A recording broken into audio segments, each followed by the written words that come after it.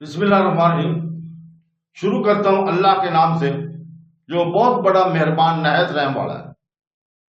دیکھتی آنکھوں اور سنتے کانوں کو السلام علیکم۔ بہنوں بھائیوں، دوستوں اور بزرگوں، آج کی ہم اس اسلامی معلوماتی ویڈیو میں ہم دمشق میں ایک قابل احترام مقام سیدہ زینب مسجد کی تاریخ بیان کر رہے ہیں، جس کی گہری تاریخی جڑیں ہیں۔ بیانیہ اس کے قیام ثقافتی اثرات کا احاطہ کرتا ہے، جنہوں نے اس کی ترقی میں اہم کردار ادا کیا ہے، اور حجاج اور عبادت گزاروں کی زندگیوں میں اس کے کردار کا احاطہ کیا گیا ہے۔ اس مسجد کی اہمیت اور اسلامی دنیا میں اس کی پائیدار میراث کے بارے میں جاننے کے لیے براہ کرم اس ویڈیو کو آخر تک دیکھیں۔ سیدہ زینب مسجد ایک مسجد ہے جو شام کے دارالحکومت دمشق کے قریب سیدہ زینب میں واقع ہے۔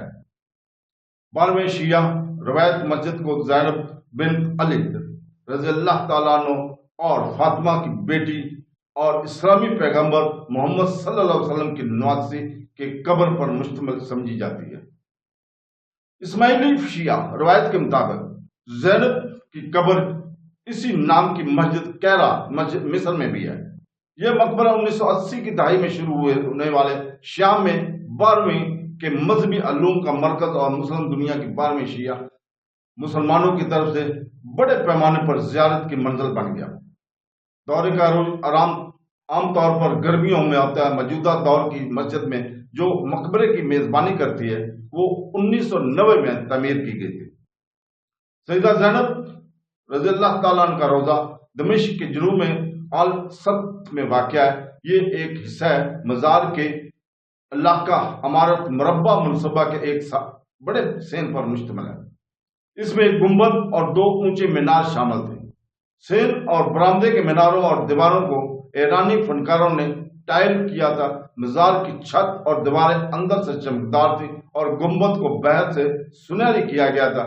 سین کے مشرقی جانب زنیبا کے نماز گاہ کی ایک چھوٹے سے سین کے ساتھ بنائی گئی ہے۔ حال ہی میں مزار مقدس کے شمال کے جانب ایک نیا سین بھی بنایا گیا۔ مزار کے بعض اوقات کچھ لوگ معجزات کی جگہ کے طور پر دیکھتے ہیں۔ 14ویں صدی سے اس مزار کا انتظام مرتضیٰ کے خاندان کے پاس ہے۔ ان کی مالی سرمایہ کاری کی پیش نظر مزار اور نماز گاہ کی نظریاتی سمت آیت اللہ خمینی کی پیروی کرتی ہے۔ لبنانی حزب اللہ نے مزار پر کئی پوسٹرز اور سیٹیں آویزہ کی ہوئی ہیں۔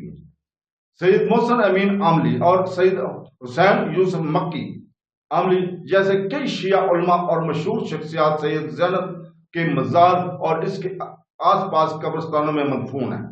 ایرانی انقلاب کے ایک نظریہ ساز علی شریعتی نے اپنی موت سے قبل خواہش ظاہر کی تھی کہ انہیں محمد صلی اللہ علیہ وسلم کی اولاد اور امام علی کی پیاری بیٹی زینب بنت علی کے سین میں دفن کیا جائے۔ ان کا مزار سیدہ زینب مسجد کے احاطے میں پایا جاتا ہے اور اکثر ایرانی زائرین یہاں آتے ہیں۔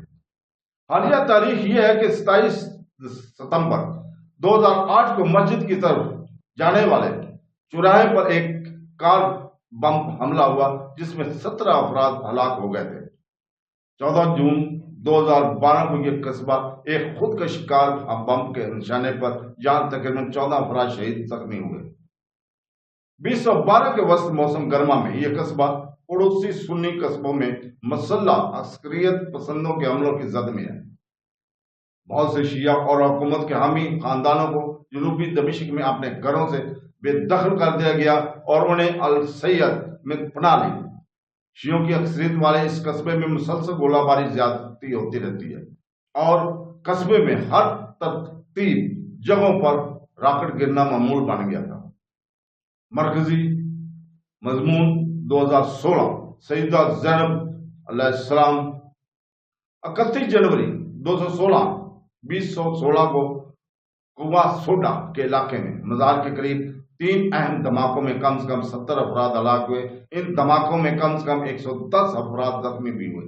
کار بم دھماکے ہوئے 21 فروری 2016 کو جنوری کے حملوں کے ایک ماہ سے بھی کم عرصے کے بعد بم دھماکوں کی ایک اور سیریز میں 130 سے زیادہ افراد ہلاک اور 180 افراد زخمی ہوئے۔ ٹائمز آف اسرائیل کے مطابق 21 مئی 2022 کو ایک ٹویٹر اکاؤنٹ کا حوالہ دیتے ہوئے جو شام میں اسرائیلی فوجی سرگرمی کی پیروی کرتا ہے، یہ الزام لگایا گیا کہ حملوں میں دمشق کے جنوب میں سیدہ زینب علیہ السلام کے نواحی علاقے میں مقامات کو نشانہ بنایا گیا ہے۔ 27 جولائی